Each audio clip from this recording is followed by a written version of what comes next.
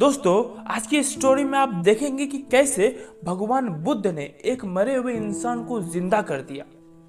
तो स्टोरी है कृषा गौतमी नाम की एक लड़की की। गौतमी उसका असली नाम था। काम करते करते वह जल्दी थक जाती थी, इसलिए लोग उसे कृषा गौतमी के नाम से पुकारते थे।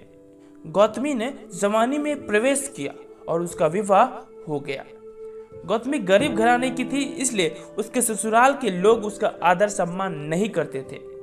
कुछ समय बाद गौतमी को पुत्र हुआ। अब घर में उसका आदर सम्मान होने लगा, लेकिन होनहार कुछ दूसरा ही था। गौतमी का शिशु जब बड़ा हुआ और इधर उधर खेलने के लायक हुआ तो विधाता ने उसे उठा लिया। गौतमी ने सोचा, पुत्र जन्म से पहले मेरा इस घर में इतना अनादर होता था, पुत्र जन्म के बाद लोग मेरा आदर करने लगे, लेकिन अब ये लोग मेरे प्रिय शिशु को न जाने कहाँ छोड़ देंगे।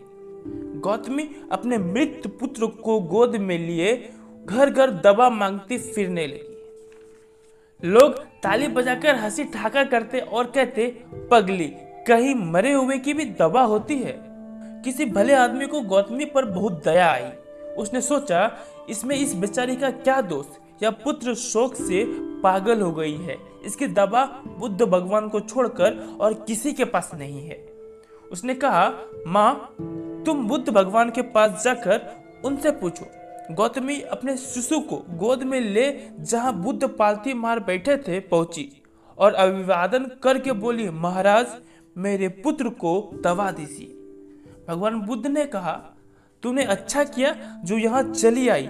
देख, तू इस नगर में से जिस घर में से किसी की मौत न हुई हो, सरसों के दाने मांग ला, फिर मैं तुझे दवा दूंगा। भगवान की बात सुनकर गौतमी बहुत प्रसन्न हुई और सरसों के दाने लेने के लिए चल दी।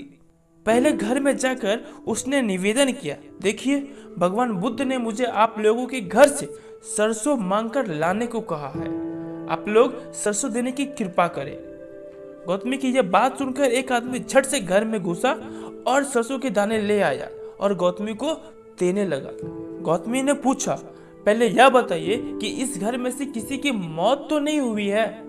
यह सुनकर घर के लोग आश्चर्य से कहने लगे, गौतमी, यह तू क्या कह रही है? यहाँ कितने आदमी मर चुके हैं, इसका कोई हिसाब नहीं है। गौतमी बोली, तो मैं आपके घर से सरसों नहीं लूंगी। गौतमी दूसरे घर गई, तीसरे घर गई, सब जगह उसे वही जवाब मिला और उसने समझा शायद सारे नगर में यही बात हो।